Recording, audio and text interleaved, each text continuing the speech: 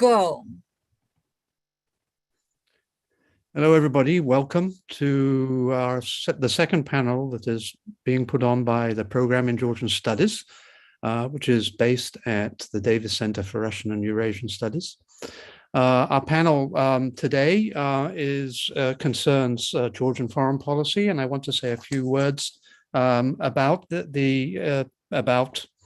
the theme and also about the panelists that we have. Before I say that, let me just mention to you that this program was established with funding from the Georgian government, but we are completely independent of the Georgian government, and we are an academic institution focused on examining the truth. At the beginning of this year, a book was published. This is the book. It's called Georgians' Foreign Policy in the 21st Century, Challenges for a Small State. It was edited by Tracey German, Kornely Kakachia, and myself, Stephen Jones, Kakachia, sorry, not Kakachia.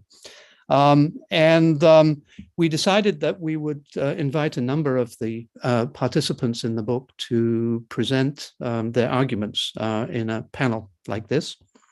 And I'm very pleased to have with us three excellent representatives of the contributors to the book. Tracey German was one of the editors. Let me introduce you to the panelists. Each of them will have about 15 minutes to make their case. And then if you have questions, and I'm sure you will have questions, can you please put it in the Q&A rather than the chat? And I will look at the Q&A and then I will pass on the questions to our panelists. Let me introduce you to the panelists. Myself, my name is Stephen Jones. I'm director of the Georgian Studies program at the Davis Center, which we began in January of this year. Our first speaker will be Professor Tracey German. Tracey is a professor in conflict and security in the Defense Studies Department at King's College, London, and her research focuses on Russia's use of force in the post-Soviet space, so a very topical focus. She also focuses on conflict and security in the Caucasus and the Caspian regions and the impact of NATO and EU enlargement on Russia's relations with its neighbors. Her publications include Regional Cooperation in the South Caucasus, Good Neighbors or Distant Relatives, which was published in 2012, and Russia's Chechen War, which was published in 2003. And she's also published many, many articles in peer-reviewed journals. Her focus today will be to look at Georgia as a small state, thinking about its possibilities, its agency in foreign policy rather than its vulnerability. I have, by the way, asked every one of the panelists to think about clearly the context of the Ukrainian-Russian war and how that might impact Georgia's foreign policy. So Tracey will be focusing on the agency of Georgian foreign policy, but in the context of what is happening today. Our second speaker is David Aprasidze, professor of political science at Ilias State University and a team leader of the EU-supported action aimed at promoting civil society sustainability in Georgia. He received his PhD from Hamburg University in Germany. He was a Fulbright scholar at Duke University in North Carolina, and at various times he has worked for public agencies and international NGOs in Georgia, and he has expertise in higher education management and reform.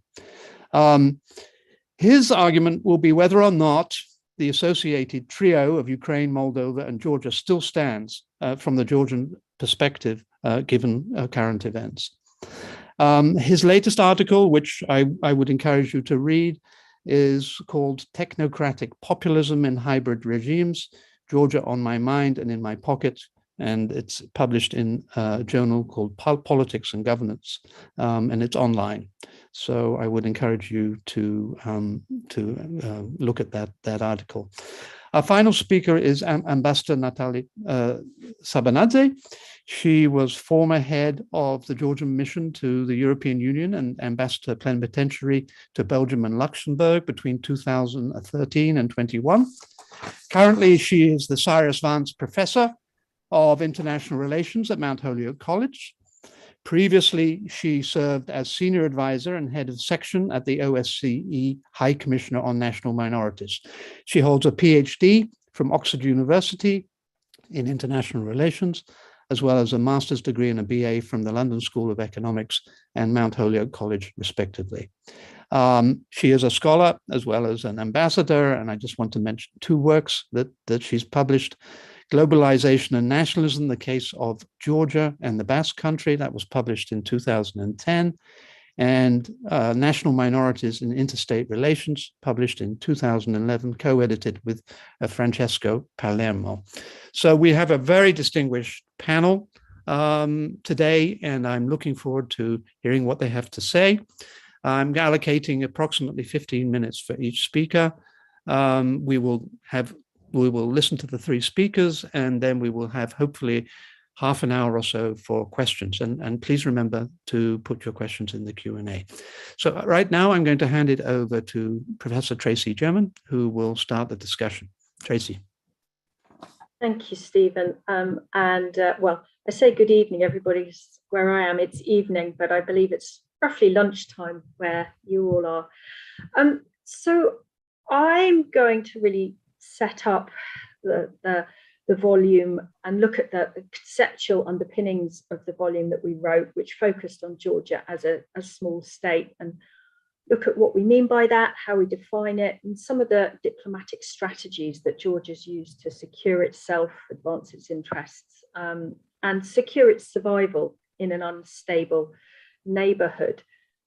When we were writing this a couple of years ago, and we began writing the concluding chapter just as COVID hit and the lockdowns happening around the world, and we began that conclusion with the statement that the third decade of the 21st century had got off to a very turbulent start, with the COVID-19 pandemic closing down borders and economies. And we talked a lot about the challenges that this had posed for small states.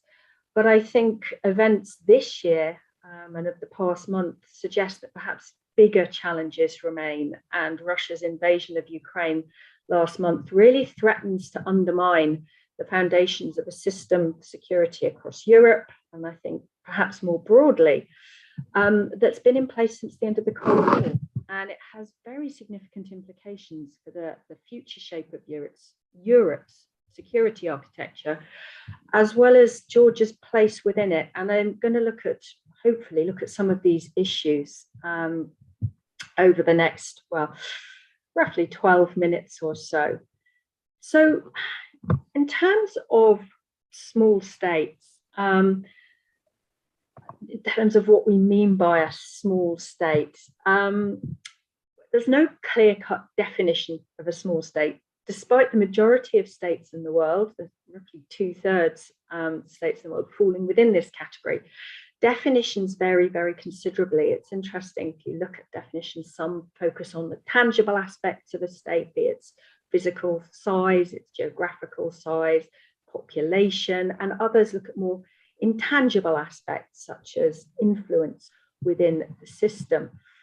What we were interested in when we were looking at Georgia as a small state was, as a small state, geographically speaking, territorially, squeezed between some quite powerful neighbors, does it have any freedom of action within its foreign policy? Because the traditional theories of foreign policy behavior with regards to small states suggest that they either tend to bandwagon with great powers or balance against them. And what we found when we were looking at Georgia actually is there's a far more nuanced set of foreign policy behaviors than these theories suggest. And we tried to focus very much on the country's agencies rather than its vulnerabilities. And I think, some of this agency is possibly up for debate and question in the wake of the invasion of Ukraine, of Russia's invasion of Ukraine. And perhaps when you look at that further in questions and discussion about what this really means for the foreign policy, I think, of all states in the post-Soviet space moving forwards. In terms of small states within the post-Soviet space, it's very interesting. There's been a lot of work done on small states, but a lot less work done on the foreign policy behavior of small states within the post-Soviet area. I think what we found was a lot of the work that exists tend to look at how these small states manage their relations with Moscow and Russia, first and foremost. And less attention was directed or has been directed to the more positive aspects of their foreign policy behavior.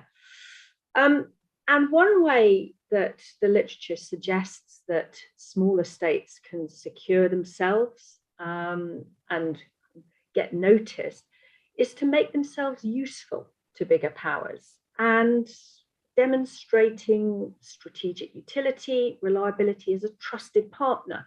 Something I think that the chapter that I wrote with Kornely argued was that a significant focus of Georgia's diplomatic efforts was to signal its status and its reliability as a trusted partner to the international community, to states both within the Euro-Atlantic community and beyond, and to reposition itself within the global hierarchy, but also the regional hierarchy. And I think it's very interesting when we looked at this, we saw Georgia seeking to demonstrate its strategic utility to the international community in a variety of ways. Firstly, by using its military capabilities, it contributes to international stabilization operations, such as ISAF in Afghanistan, really one way to enhance its standing within the global community and demonstrate that it's a good partner for the West, despite itself facing a very significant military threat to its territorial integrity. And then secondly, seeking to capitalize on its geographic location and this idea of establishing itself as a transit hub between Europe and Asia. And I think this was very interesting when we looked at it. Georgia might be a small country in terms of the territory that it occupies, but it is increasingly important as an international partner and a strategic corridor. The final issue that we looked at in terms of Georgia's agency was this attempt to recast itself as a European state, explicitly differentiating itself from its Soviet past, from the region that it's in order to be accepted as part of a broader Euro-Atlantic security bloc and position itself within potentially a different regional hierarchy. I think it's potentially that focus that is going to come under most pressure moving forwards because of Russia's current invasion of Ukraine. And there's a lot of questions about what this means moving forwards. I know one of the issues that we looked at and we discussed in the chapter, and I think we dismissed in the chapter, was the strategy that's been proposed by Moritzen for post-Soviet states, this idea of Finlandization or acquiescence, essentially, for smaller neighbors of strong regional powers to acquiesce to their more powerful neighbors. And I think, Kornely and I looked at this and we dismissed it because of the lack of agency this idea assigns to small states. But I think the concerns are moving forward about Russia's invasion of Ukraine and what it means for those states, such as Georgia, that are seeking a closer relationship with NATO, the European Union, the implications really for the future. At the moment, we're seeing this tension between, for example, NATO's cooperative approach to security, a focus on enhanced cooperation and partnership with countries such as Ukraine and Georgia, versus Russia's very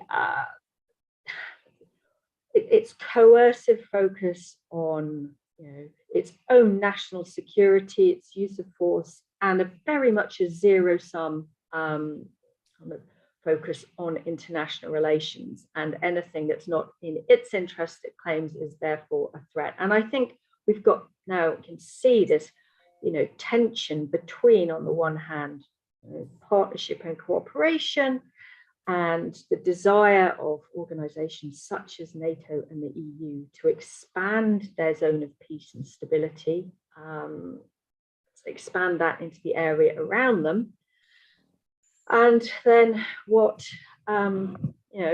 Russia's view being the polar opposite of that, and whether that means that both NATO and the European Union can continue to develop relations and partnerships with states within the post-Soviet space, whilst combining these, vague, these woolly promises of membership at some point in the future, and ultimately undermining the alliance's objective of fostering stability on the periphery. And I think that there is so much at the moment that we don't know.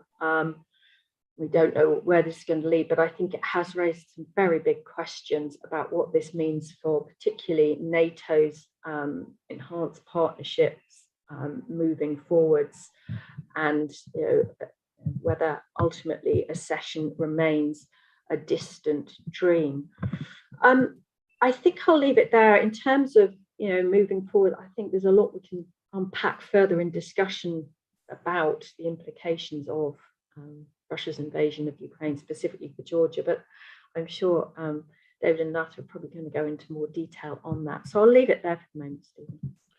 All right, Tracey, thank you very much. You raised a lot of very interesting questions, and I'm sure there'll be a lot of questions. I have some. So, but thanks again for that, and thanks for keeping in time as well, under the limit of 15 minutes. Okay, so now I'm going to hand it over to Professor Aprasidze, and he's going to talk about, I guess, focusing on the relationship of Georgia with Ukraine and Moldova and the implications of the Russian-Ukrainian war for that association. At least I think that was the initial focus. Absolutely, absolutely. David, it's all yours. Thank you, Stephen. Thank you very much. And thank you, Davis Center and the Georgian program for organizing this event. And it's my pleasure to be part of this panel. Well, you have mentioned already our publication, and Tracey outlined the general directions of this book. I mean, originally, my task today was to talk about the chapter, my chapter about the regional dimension of the Georgia's foreign policy. But considering all the developments, what we see after Russian invasion of Ukraine, of course, we see that things change dramatically. And also, I will try also to adapt and consider all these developments into my speech. Therefore, I will try to make three main arguments. The first argument is that Georgia's regional identity was in transformation before the war in Ukraine began. The second, my argument will be that Georgia's new regional identity, still in the process of formation, is being put to a very hard test through this war, And the third, my main argument will be that the test originates not only from external circumstances, not external factors, but mainly originates from domestic politics. So these are my three arguments. But before beginning, maybe I would like, I shall tell the audience what I understand under the region. I will not go to describe the region in theoretical terms, even though these are also given in the article, but in terms of the physical description of the region, first of all, I mean the South Caucasus, where Georgia belongs in geographic terms, and where also two other countries, Azerbaijan and Armenia, are also located. And the main argument in my chapter, and still this argument stands, that what we have been observing during, let's say, last 2 decades at least, Georgia tried to distance itself from this region and connect more with Ukraine and Moldova, which are not part of this region, and do not share the common land border with Georgia.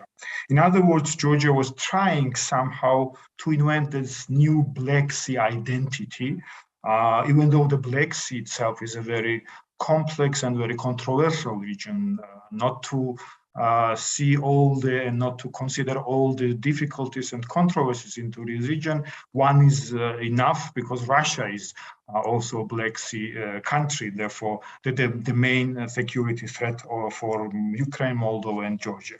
So the first question is why Georgia wants to distance and why Georgia wants to detach itself from the Caucasus and why it's looking towards Ukraine and Moldova.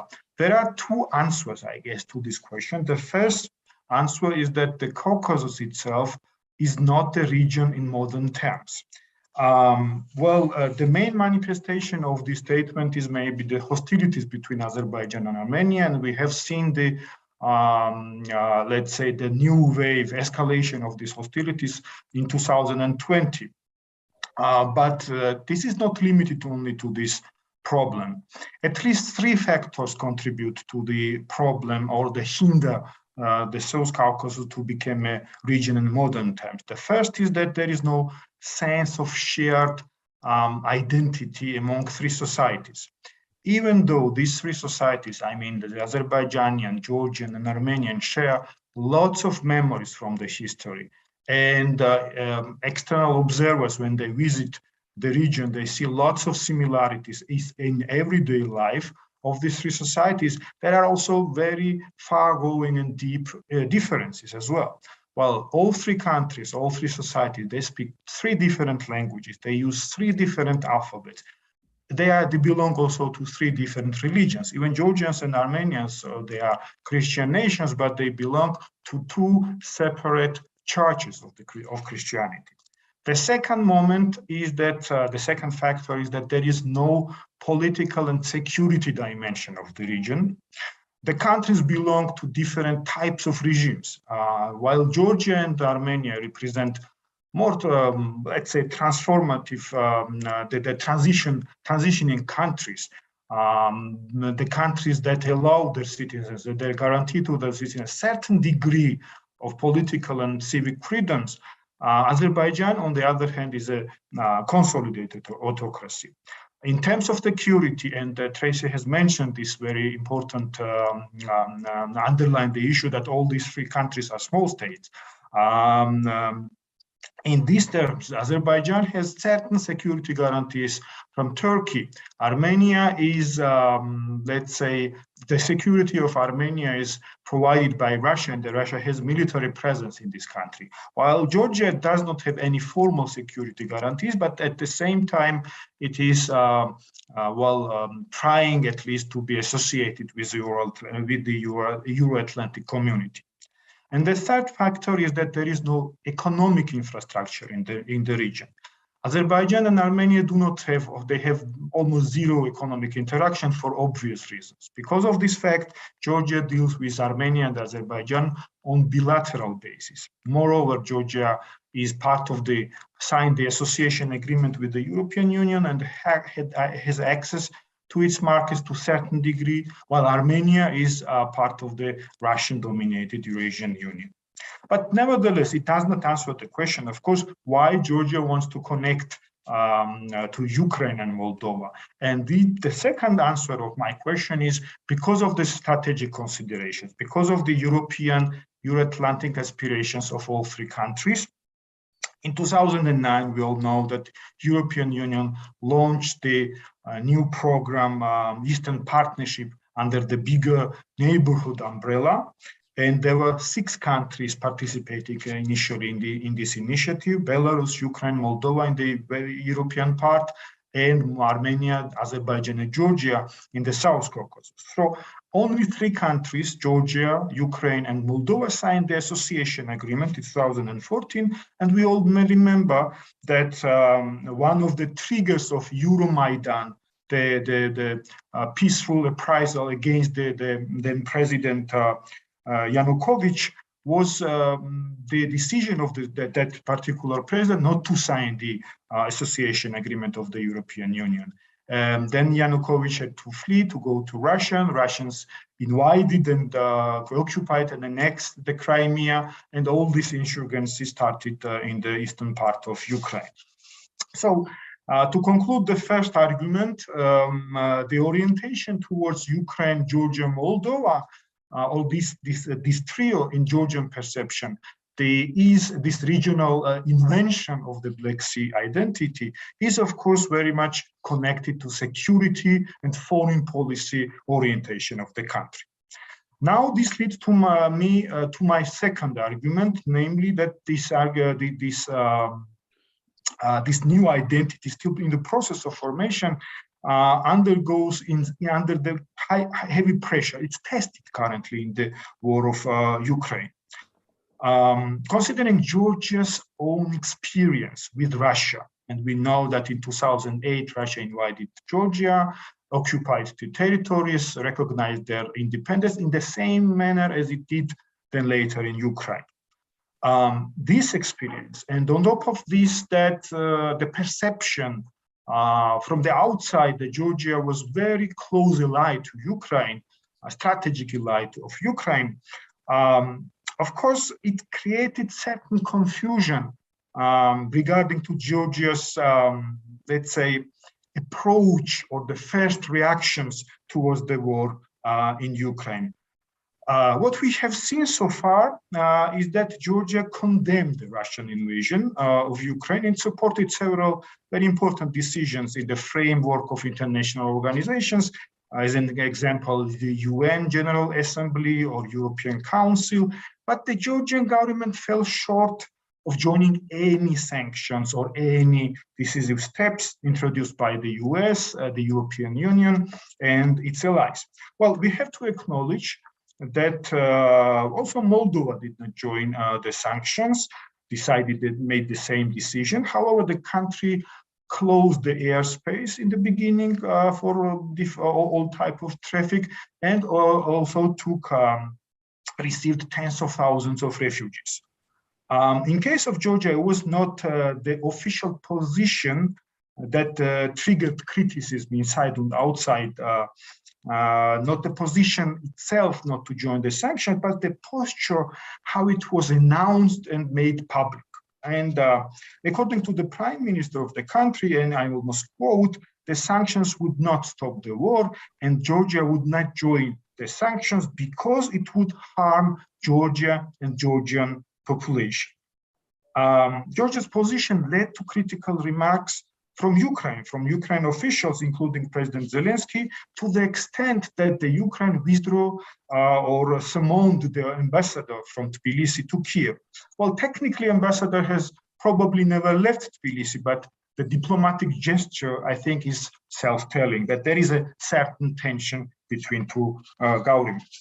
Well, to summarize my second argument, this war puts the Georgian-Ukraine relationship under very hard test, since Georgia behaves more like its two neighbors from the South Caucasus and not as the ally of Ukraine. And this brings to me, leads to my last argument, and namely that this position originates and is caused not only for security or external factors, and many of them Tracey has already mentioned, but is mainly homemade. It's mainly outcome of the domestic politics. Well, very briefly, Georgian-Ukraine policy is a play, to use this metaphor, on two chessboards, one external and one domestic. In terms of an external dimension, of course, Georgia is a small state and is indeed exposed to the big threat. Georgia has only 3.8 million population. The army size is up to 40,000. Well, it's no match to Russian war machine. That's very obvious. Therefore, Georgia's government behaves like the government of a small state should behave when it is faced and when it's in front of the external threats and constraints and especially if the small state faces an aggressive adversary. As one prominent scholar concludes, and Tracey has already mentioned this term, the small state under these circumstances chooses to bandwagon, to appease the adversary. However, at the same time, we all know that the foreign policies are homemade, they are governmental products. And the governments often care about their survivals. And especially this is true when we talk about the non-democratic or semi-democratic regimes. And sometimes even these considerations of survival outweigh the national interest or the perception of national interest. We have to not to forget the domestic politics of Georgia. The current ruling party came to power in 2012 when they defeated the former ruling party, and they have this system of ruling parties, dominant ruling parties. The former ruling party, United National Movement. Many high-level officials of the former party were prosecuted under the Georgian Dream. Some of them left the country, and you can guess they went to Ukraine, and they occupied quite high positions in the Ukrainian government. Therefore, I would say that, not to going into much details, I think that current Georgian government does not fully trust its Ukrainian counterpart. Keeping in mind that this government was harboring many of its opponents during all these years. Well, and if Ukrainian government succeeds in defending its country, and we all hope that they will, Kiev will definitely gain lots of influence in the former Soviet states, including Belarus, including Moldova, but also Georgia. Therefore, from the Georgian Dream perspective, or the Georgian Dream government perspective, there is a certain fear, let's say, animosity that the Ukrainian government, in this political polarization inside Georgia, could support the opponent party. Well, in other words, and this is conclusion of my third argument, Georgia's current posture reveals more a weak regime, weak state, and not only the small state. Well, connecting everything, and I'm coming now to my main argument, I think that the war in Ukraine will definitely define the future of the European part of the Soviet Union. Well, it will define and set the certain framework for the Georgian foreign policy as well. In the worst case, of course, Georgia might be confronted with the situation where it is forced to abandon its European aspirations. But I hope this will not be the case, and that both parties in the Georgian internal politics, the government and the opposition, the political elite of the country, will understand that the current situation offers threats, but at the same time opportunities. Thank you very much. And I'm ready to answer the questions later. David, thank you very much. Very interesting and well-organized, comprehensive. Thank you. I'm going to now hand it over to Ambassador Sabanadze. Given that she spent 8 years in Brussels in European Union, I'm sure she has something to say about the implications of Russian-Ukrainian war for Georgia's relationships with the EU. Nata, I'm going to hand it over to you. Thank you very much, Stephen, and thank you, Davis Center. It's wonderful to be here with you and sharing some thoughts. I'm going to continue some of the thoughts and arguments that have been put forward by both Tracey and David, particularly when it comes to this identity which is in transition and under construction and its political implications. What I would like to do is actually to look at this from the perspective or in the framework of misplaced states, because I believe Georgia is a case in point.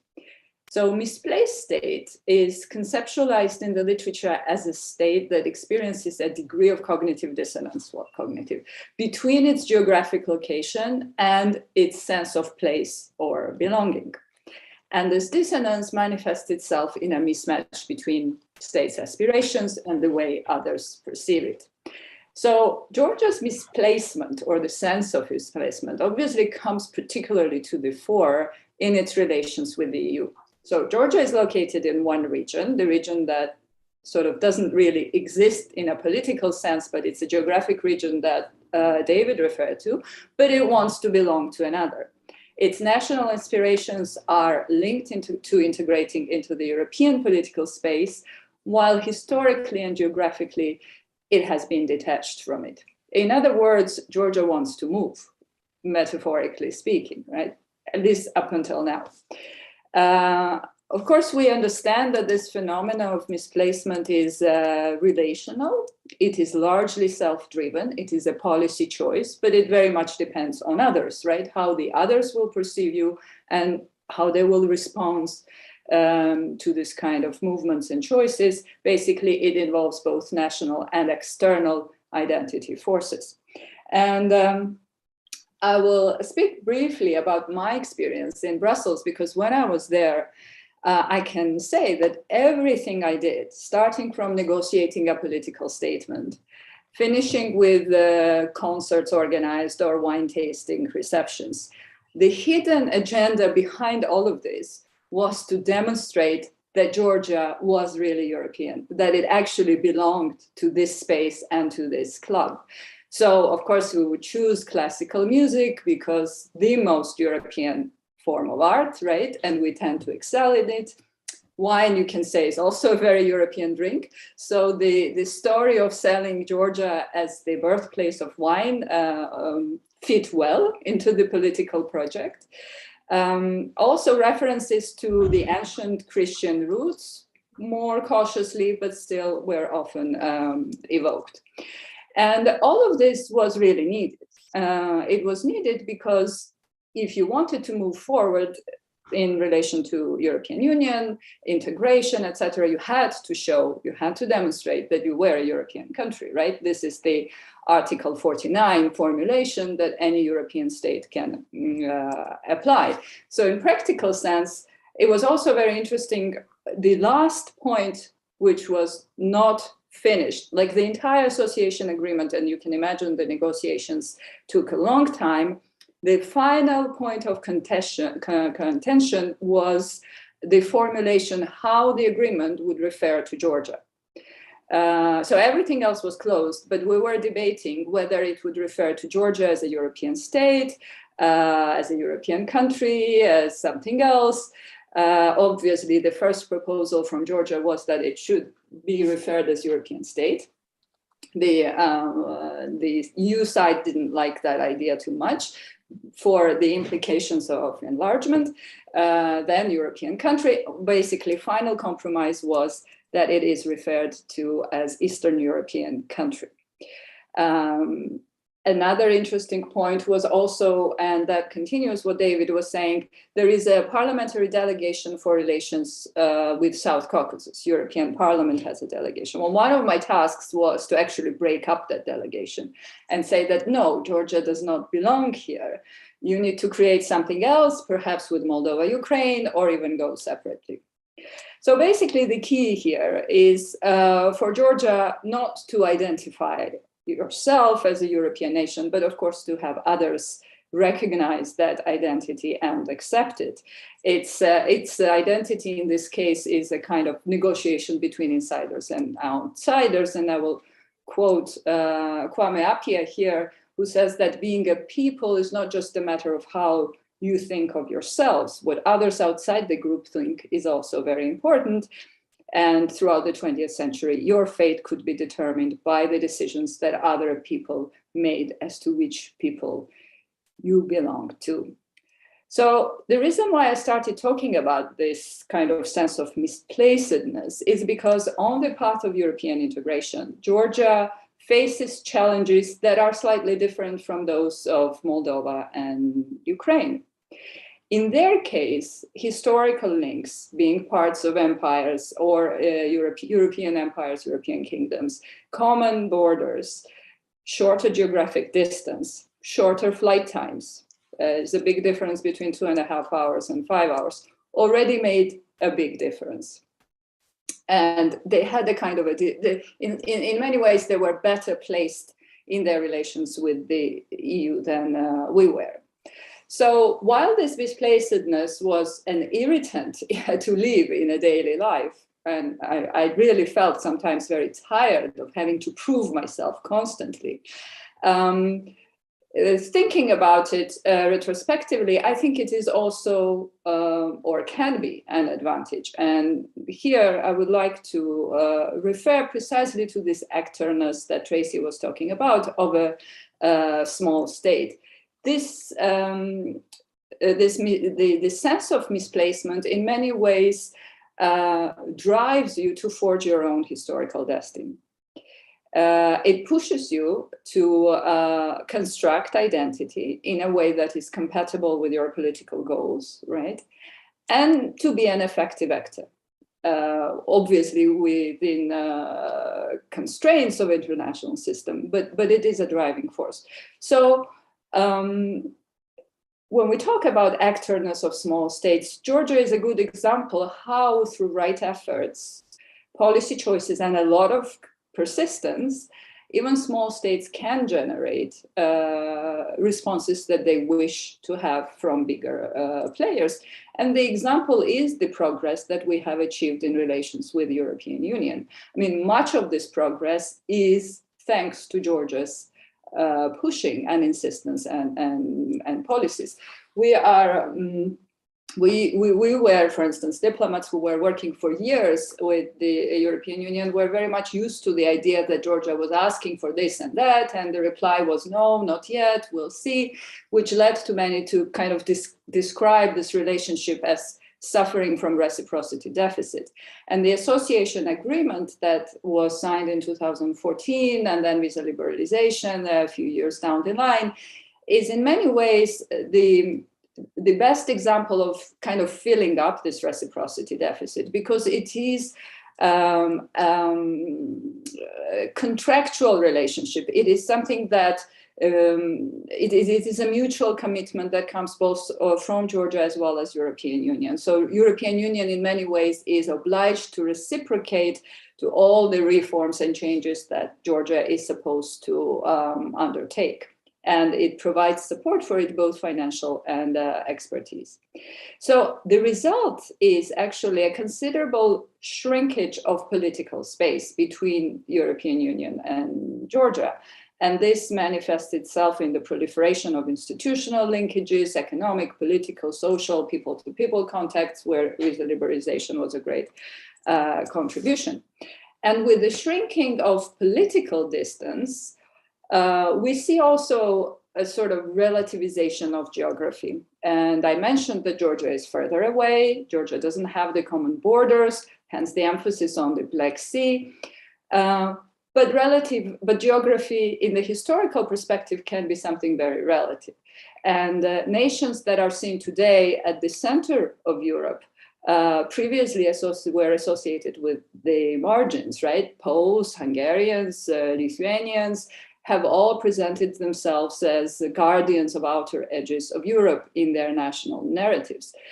Sort of belonging to Europe was part of their destiny to protect the frontiers of it. Today, they're at the heart of Europe. What used to be Eastern Europe is now Central Europe. And what we're trying to do is to take place of that vacant spot, which is Eastern Europe. So in this context, the right kind of positioning, obviously, is particularly important. And I echo what David was talking. And this is particularly important now because the Ukraine war is obviously going to have dramatic impact on the entire post-Cold War order. So what Georgia did was it applied for the EU membership together with Ukraine and Moldova. And I think the timing was right. Obviously, the situation, this tragedy that is happening now in Ukraine provided the kind of opportunity, a window that opened up, and it was the right thing to seize it. You may say Georgia is not ready, which certainly would be the case. But then on the other hand, there are other candidate countries like in Western Balkans who are also not ready. I mean, if you compare the three associated countries and the Western Balkans, the difference is not that big. But they have a candidate status. And for us, it was really a long-term perspective to even get there. So to move in the basket of candidates where Western Balkans are, together with Ukraine and Moldova, would be an important move towards kind of bringing Georgia out of where it is and where it wants to be. So in any event, and also I would like to say that Georgia's membership it has never been purely a matter of criteria, and I don't think it would have ever been. It is very much a political decision, and this opening of the window of opportunity was definitely important to seize. The precise edges of the European Union or NATO were always ambiguous. But I think now we're going to see much bigger debates on who is in and who is out. And this is existentially important for us. We probably will see that Finland and Sweden may join NATO. I think as the war escalates, there will be less and less tolerance towards countries that are kind of choosing the fence-sitting position, including Turkey, Serbia. There's a lot of pressure on Serbia because it is a candidate country to actually make a decision where it stands in this context. And there will be debates about, you know, those countries that want to join but do not really qualify fully, such as Western Balkans and the three of us, Moldova, Ukraine, and Georgia. What is important here is that this pushes European policymakers to start thinking a little bit creatively, how to accommodate these demands. There is discussion, the old one, but it kind of is being revived now about the Multispeed Europe, about transitional kind of membership where you enter a single market and then the rest follows, or a sector by sector integration, or becoming part of the European Green Deal, etc., etc. This is something that we wanted already before, but there was not the right political climate for it. And this is what's happening now, that the political climate has changed. In some respects, we can always count on the help of Mr. Putin. So I think, and I will quote here in conclusion, Mark Leonard, who says that, you know, recently geopolitics in Eurasia has become a competition for survival. It has always been the case for us, but it wasn't perceived like this in the European Union. So now the ultimate question is, you know, how to maintain these values of Kantian perpetual peace within the EU while also defending against the threats from the jungle outside. And our main challenge today is to position ourselves in a way that we're not left out in that jungle. Thank you.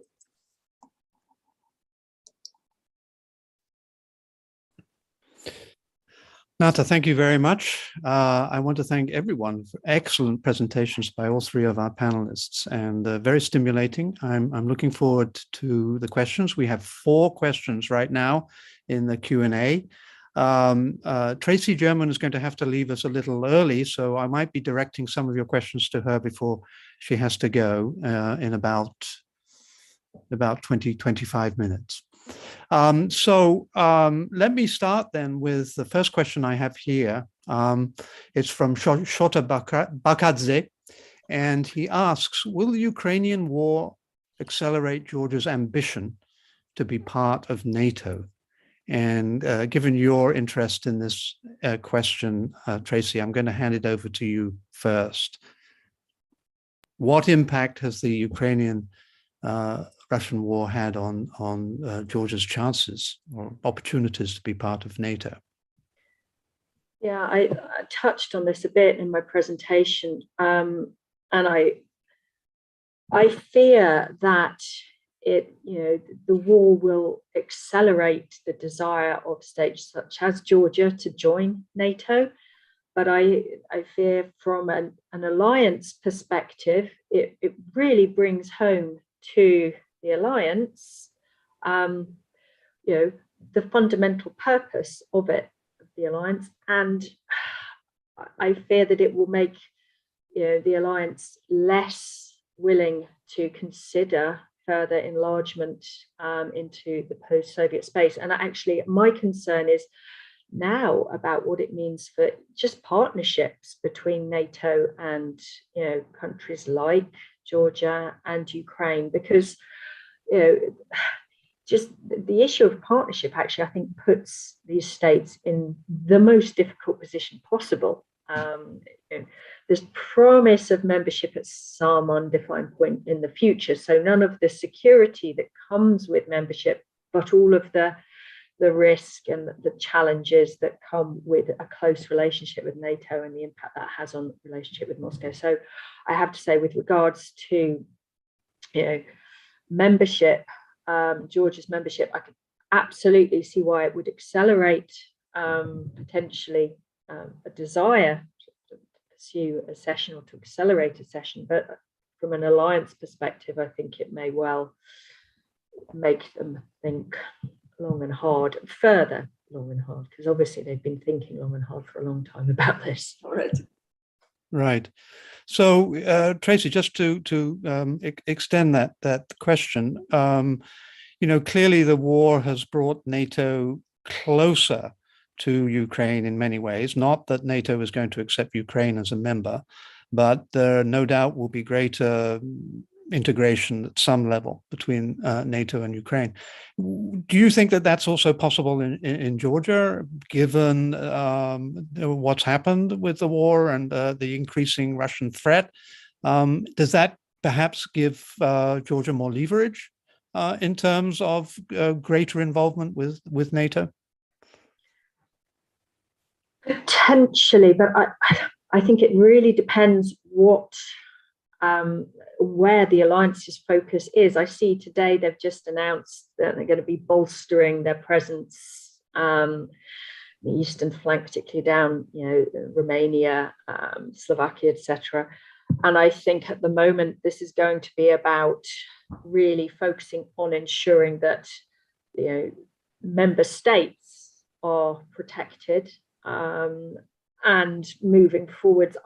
I'm not sure there is any consensus in terms of what this means for partners. Right.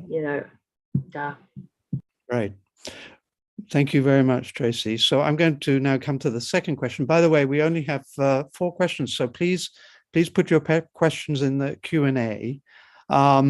So this comes from Stanislav Kravietsky, and I guess this one will be for David.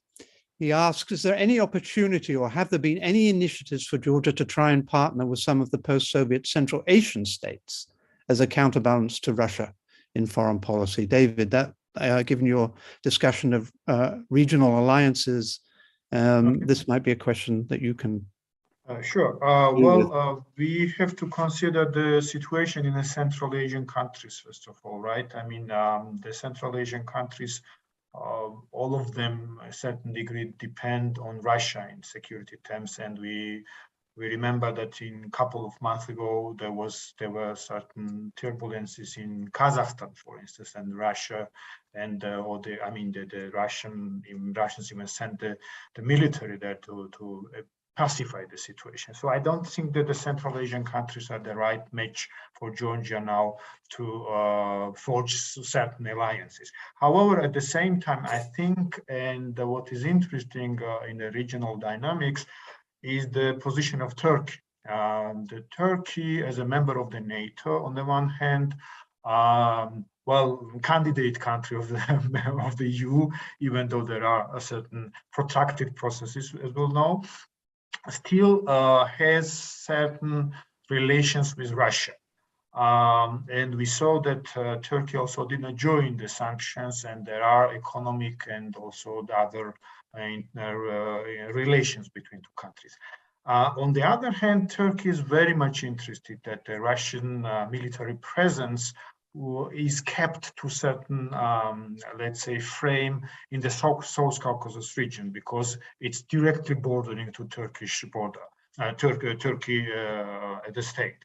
Therefore, I think that Georgia should and could, let's say, seek regional alliances, certain, not necessarily seeking some security guarantees, but at least wait some kind of cooperation between Turkey, Azerbaijan, and in this term, seek certain improvement in terms of vulnerabilities.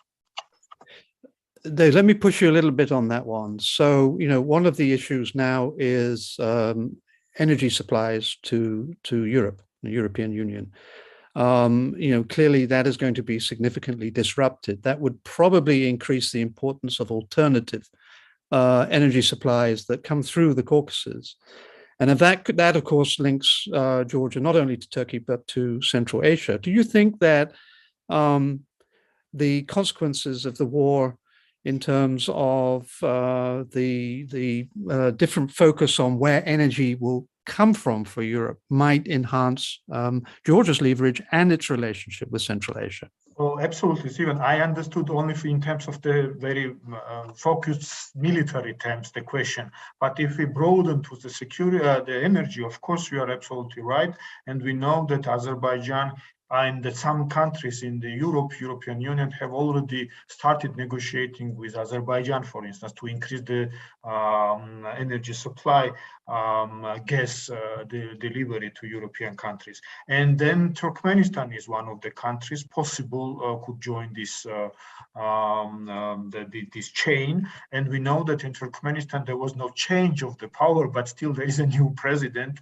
I mean, the son of the former president, right, who came to power now.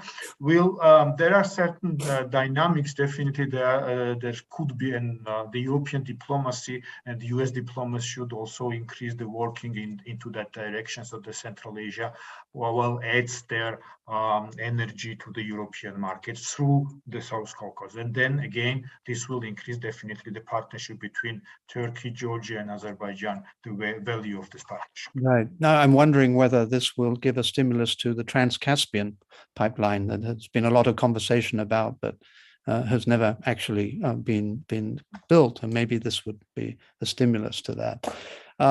Okay, we have another question from Paul Krago, and this is for Nata. He asks, could you say something about the input of US politicians or US policy, let's say, who visit Georgia and make promises about NATO and the EU? I guess the question is, what can we expect from the United States in terms of its relationship to Georgia? Can we see that changing? Will it be more supportive? Will it be more real than it has been so far? Look, I think the role of United States is obviously decisive when it comes to Georgia, and even when it comes to Georgia's relations with the EU. Now, EU doesn't particularly like taking instructions from the US. So it's not like it will be this kind of relations where US will come in and say, accelerate the process. It's not that simple. And it has been extremely complicated. And there's been, a lot of pushback from the European Union on kind of keeping us at the association level and not going further. And often I thought that we could use help of the United States here. But in many respects, it fell at the time of Trump administration, where relations between the EU and US were very bad. So transatlantic alliance, in terms of devising, framing European policy towards neighborhood, I think can be very good and is extremely important. And I see that alliance being strengthened by day right now under the impact of the war. Even after Trump, with the Biden administration, it didn't start particularly well. But I think what we see now, and I have that information also from colleagues in Brussels, that there is a daily exchange of both intelligence and coordination between the EU and Washington. So I do think that whatever response comes up, how neighborhood will look like after this war, the say of the US will be very significant. I don't know what it will look like, because we of course have to see where the war is going and what will be the conditions of ceasefire, and I hope that they will be achieved, and how this will and where this will put us together with Ukraine in relation to, where we stand. I don't think that Americans have been giving too many promises and not keeping them. There is a bit, Europeans are more careful about promises. And actually one of the things that they would always tell us is that we will not going to give you perspective now because we don't want to give a promise that we're unlikely to fulfill. I mean, the Bucharest NATO declaration was probably one of such promises that was given. And in retrospect, we can see that this was almost an encouragement to Russia to come and attack us first, and then everything that we see down the line. But the NATO discussion is a separate one. But I think there is a lesson learned here too in terms of carefulness with promises, and there is also a greater pressure on the need to deliver now to us. Ukraine is the one that is driving this. If NATO is off the table for Ukraine, and if that is the case for Georgia, I think it will increase pressure on the EU to deliver. And here again, the role of the US in formulating the policy shift will be very important. But this is just, really speculation for the time being. Thank you, Nata. I know that Tracey might have to leave us relatively soon, so I'm going to direct this question to Tracey. It's from Melissa Gayan. And her question is, I'm interested if any of you believe that NATO holds any blame, and this is, I guess, a realist argument, for the current war with what I see to be the dangling of promises to Ukraine and Georgia over the years. So Tracey, to what extent, this is of course a very controversial topic, but to what extent does NATO bear any responsibility? Nata just suggested that, the Bucharest meeting and the promises to Ukraine and Georgia might have been an incentive to Putin to assert Russian power in the region. What do you think about this? Yeah, I agree with Nata on the Bucharest summit declaration, and this, the sense it wasn't just the declaration. I think the issue at the Bucharest summit in 2008 was that certain allies made it very clear that they were uncomfortable with Ukraine and Georgia being offered potential membership, in the future. And I think what that did was made it very clear to Moscow that there were divisions within the alliance over the issue of future enlargement, but over a whole range of issues. And I think in that respect, this issue of divisions within NATO, that could be leveraged by Moscow, that was, that was a bad kind of move, I think. The visible kind of airing of differences, because I think we've seen it time and again that Moscow seeks to exploit these vulnerabilities. But I think, by saying that, by offering the potential for membership to states that wish it in the future, has led directly to this war. I feel that this is, this is Mearsheimer's argument, isn't it? And the classical realist.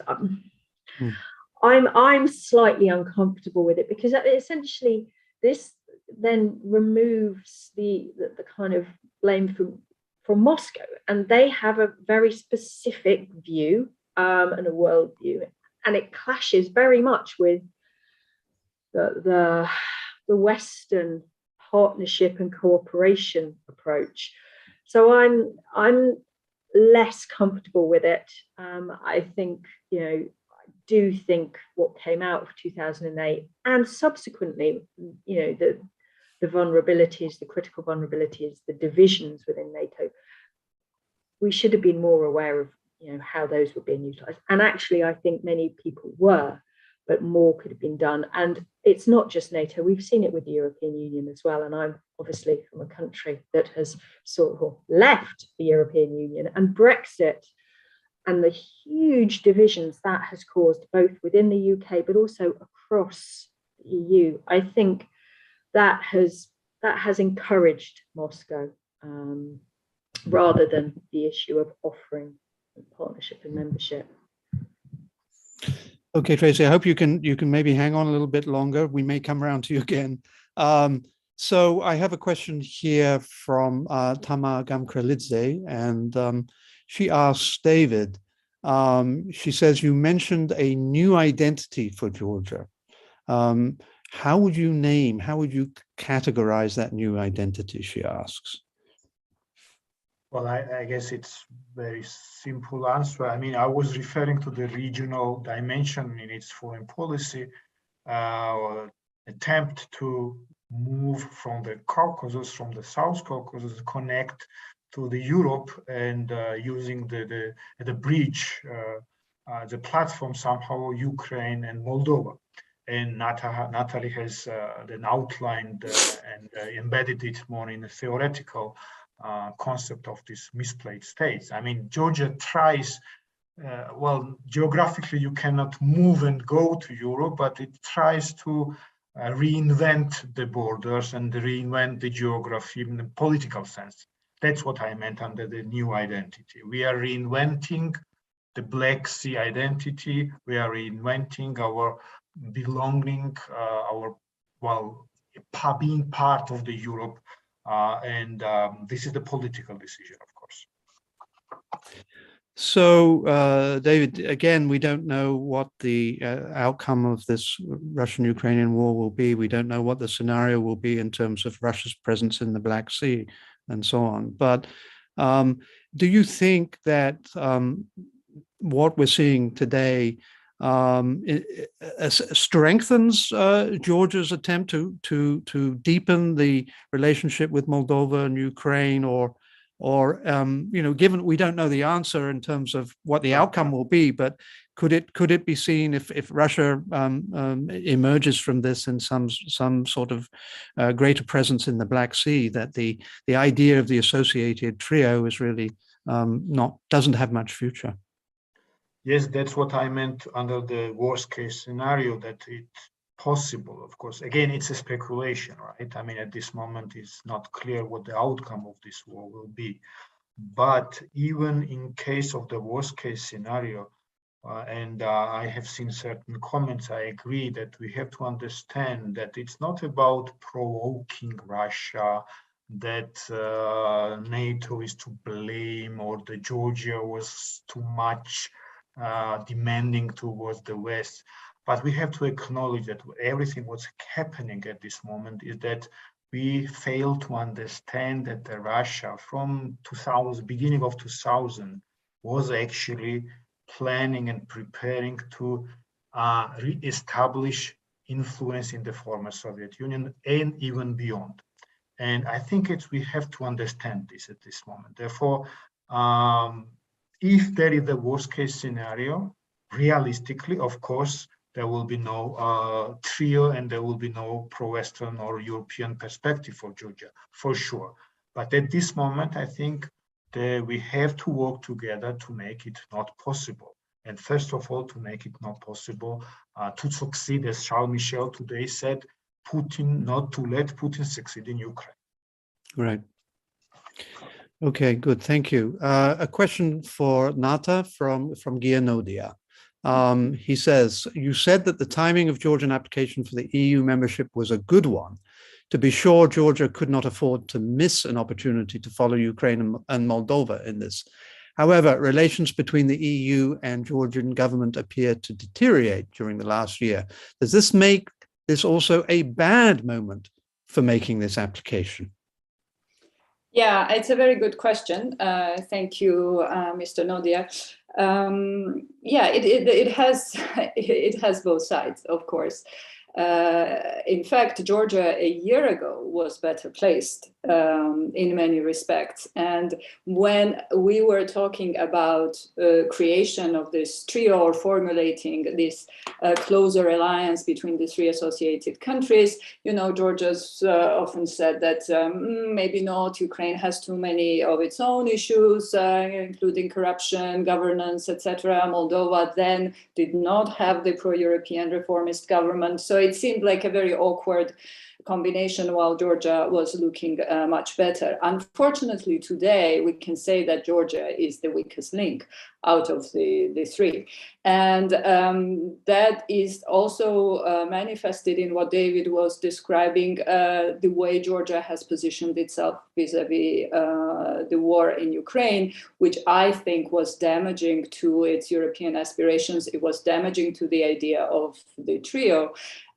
Even though Moldova didn't join sanctions, Moldova is on the front line. Moldova is right across the street from Odessa. If Russia goes into Odessa, Moldova is incredibly vulnerable. It is taking the massive amount of refugees. It is there standing by Ukrainian side in many other ways. So there is no question mark from the side of Ukraine where Moldova is.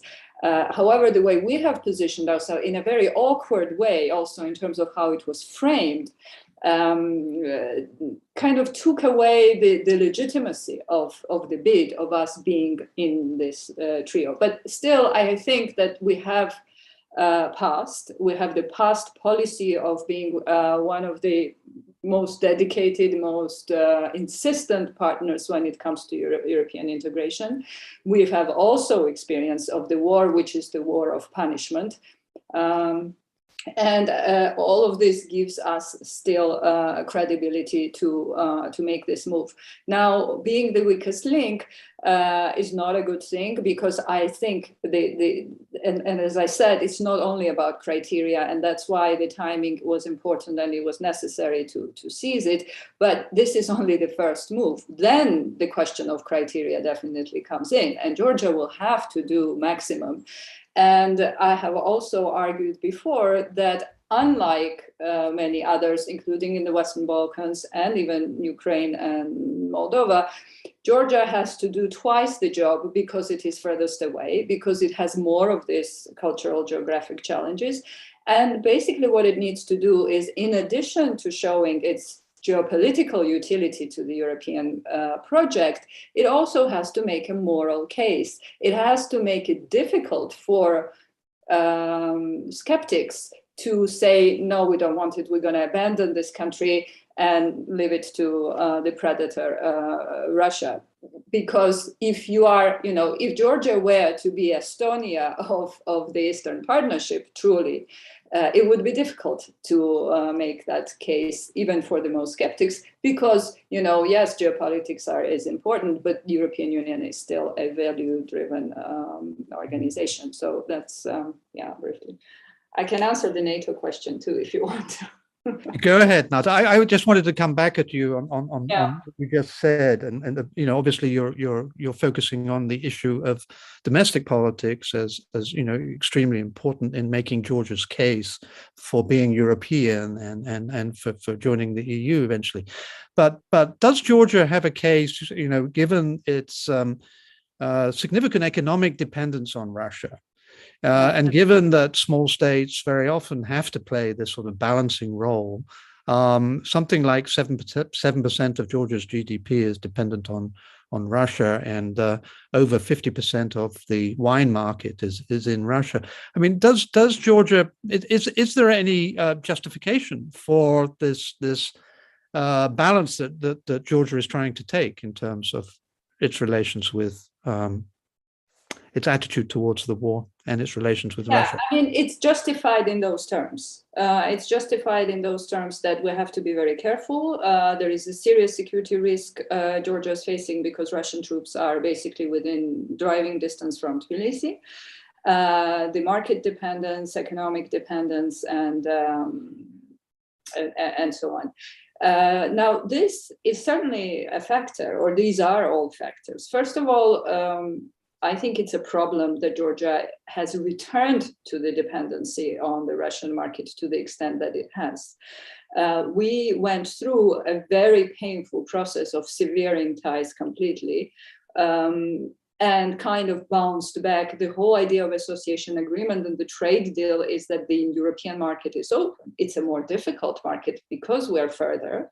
So there is a distance issue, there is standards issue, but with the right policy and support of the government, we could have reoriented ourselves much more to the, what's the point of that? trade deal then if you're not going to use it. It was always clear that it would be very difficult to take advantage of it, but it required special support. So I think that dependency is problematic. To refer to that dependency is also problematic. The Russian economy is actually in the free fall, so this will affect us directly. We would have been much better insulated had we done different types of policies. So that is one part of it. But another part of it is you don't have, I mean, nobody says you have to be reckless. Nobody says that you really have to go and start fighting on the side of Ukraine. We are talking about precisely defending Georgia's interests. What is in Georgia's interest? Because what we knew, at least what I knew up until now, it was Georgia's interest to move towards Europe and NATO, right? It was the interest to become part of this Western institutional package. How do you do it? By fence sitting in a such decisive moment as we are experiencing now. You can't. This is the kind of, I mean, Europeans invented the art of balancing. Nobody does better than them. We have never been good at it. And for some very strange reason, we've decided to do it at the worst possible moment. Yeah. Tracey, I don't know whether you have a few minutes left. No, you don't. Okay. I'm really sorry. I've got to go. All right, Tracey, thank you very much for your participation. All right, thank you. So here's a question, and I guess it's a sort of reference to something that David was saying about Russia's intentions from 2000 on in terms of recreating Russian hegemony in the region. The question is from Nasim Kader, and she says, Putin will not stop at Ukraine. So wouldn't it be in Europe and NATO's best interest to expand membership to include other states? Is it time, perhaps, given the tragedy that we are witnessing in Ukraine, for NATO perhaps to take some courage and be more assertive? Let me hand that over to you, David. Okay, thank you, Stephen.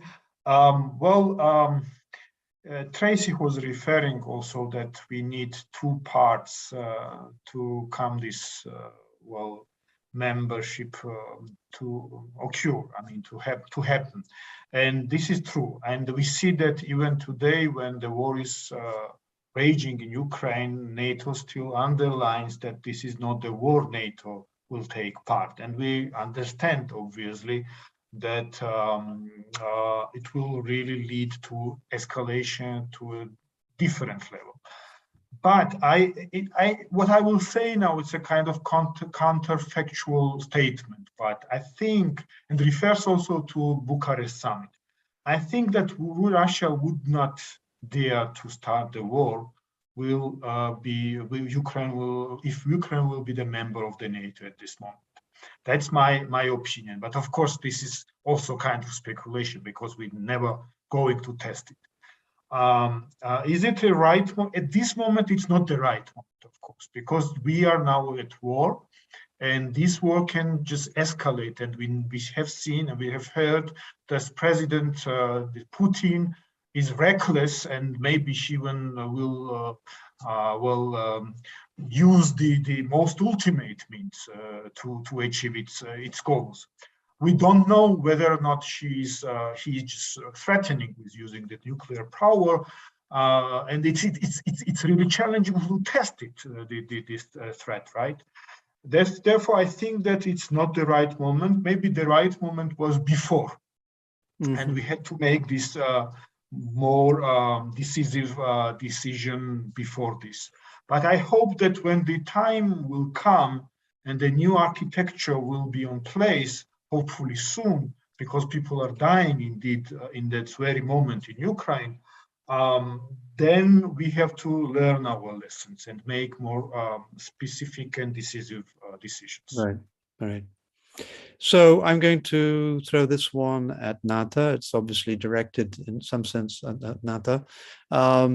And it's an interesting question. It says, quote, and this is from Marian Foster, given your comments about a potentially greater hesitancy by the Euro-Atlantic institutions vis-a-vis stronger partnerships with Georgia and Ukraine, what would this mean for the domestic politics in Georgia and Ukraine. So if the EU does not proceed and enhance that relationship with Georgia, what does it mean for Georgian domestic politics? Nada. Look, there is nothing new in this. As I said, both EU and NATO have been quite reluctant for years. So Georgia domestic politics, nevertheless, use this as a theme of consensus. I mean, you know Georgian politics probably better than me. It is the most fragmented, the most polarized possible.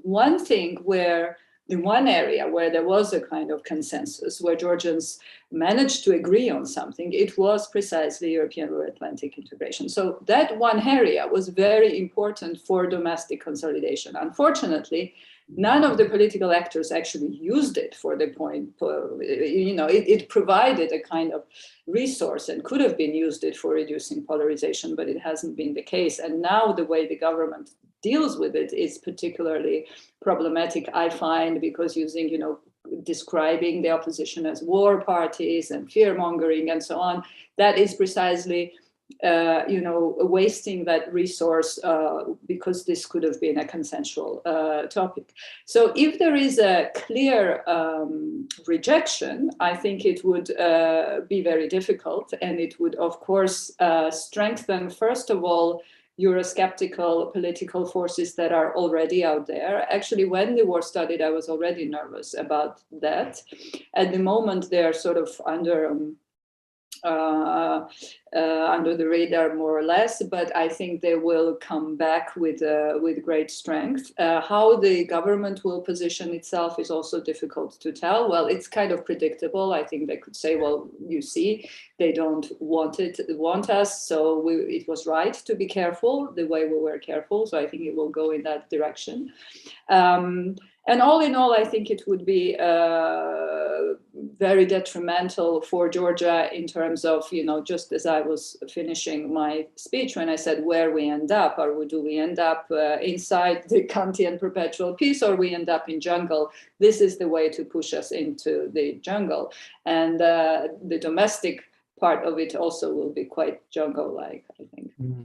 But we have lived under this ambiguity all the time, right? And this kind of ambiguity, which is extremely difficult because you basically base on your national security considerations on this maybe, but on the other hand, this is better than outright no. So we kind of have to be in between. Yeah. Right. I have a question here from Astrid Hedin. And it's, again, I guess, a focus on domestic politics more. How is it that Georgia and Ukraine have broken free of the communist era friend-enemy identities and narratives of global politics that still seem to dominate among Russian elites? So it's an interesting question in the sense that, what we've seen, I guess, as a result of this war, what has become very evident, I guess, in the Russian-Ukrainian war is the impact of 3 decades of, let's say, more or less democratic politics in Ukraine, and how it has perhaps changed Ukrainian attitudes towards authority and power, how it has changed Ukrainian citizens' involvement in politics in Ukraine. Is there, what is distinctive about Georgian and Ukrainian politics that perhaps has led to a greater Europeanization of both states, in contrast to Russia? David, why don't you try that one? Okay, I will start, and maybe I will connect also what Natalie said. It's very positive assessment, and thank you, but I think that we are still stuck between Europe and post-Soviet past, because if we look what is going on in domestic politics, it's very much close to what was going on in Russia, late 90s or beginning 2000. I mean, and without referring to government who is in power, we have this tendency having the strong parties, and that strong parties, the only thing what limits the strong party to occupy the whole political landscape, it's an inability, it's its own inability to do so. They are very much willing. Look what's happening with the president currently. And the president said something what was not very much welcomed by the ruling party. So the ruling party tries to apply all types of mechanisms in their hands, the constitutional court, the change of constitution, to restrict the space of the president. So we are very much post-Soviet still, unfortunately. What still makes us a little bit different from the Russian politics, maybe more than a little bit, are two things: that we and Ukraine, through the whole period, still had a more semi-democratic landscape. So it is that we were still not close to the extent as Russia's Putin did. So still there were some competitive, not objective, but competitive media landscape.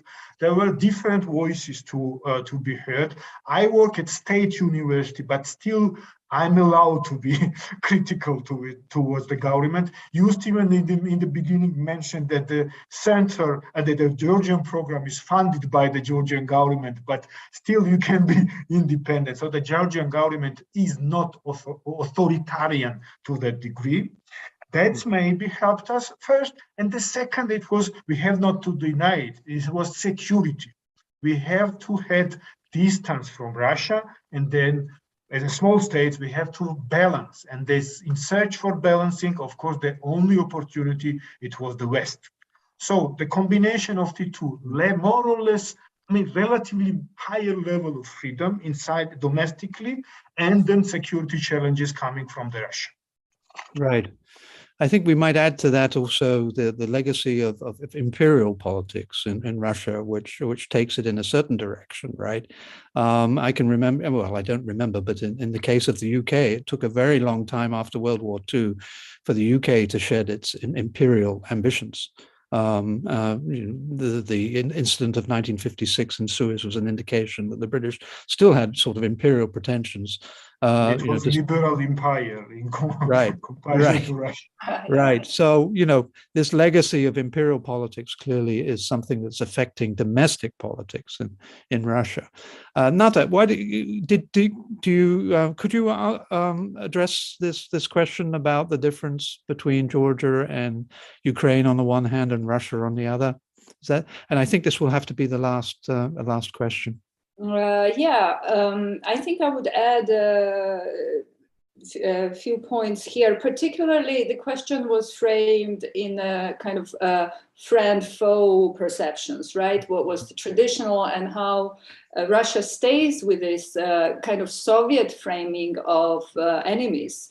And that includes the US and NATO, and that's why I think NATO is a very useful pretext for Russia, because it's a ready-made image of an enemy that has been cultivated for years, and that Russian society sort of accepted it by inheritance. Obviously, it's the level of democratization and openness, and that especially is the case in relation to the media landscape.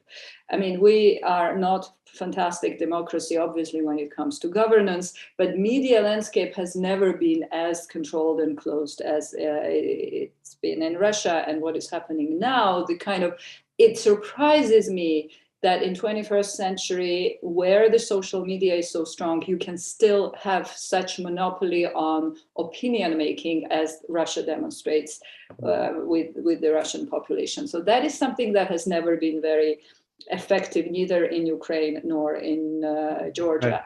Right. Another thing is, of course, you mentioned imperial past, and Georgia's and Ukrainian statehood was very much formed in opposition to Russia, right? So national movement was framed in opposition to the imperial center of Russia. So we did not inherit their perception of friends and enemies. We have created new ones. And our independence was largely, I mean, we're talking about small states in a different setting, in a setting of 19th century. Neither Georgia nor Ukraine would have been independent states, right? This is the result of this setting, and we understand it. So our friends, our guarantees are lie elsewhere. Sure. Nata, Nata, I'm going to have to stop you there because we're coming up for the end of this session, and we might get cut off. But I thank you very much for your participation, for all of you. It was really enlightening for me. I would like to thank Tracey as well.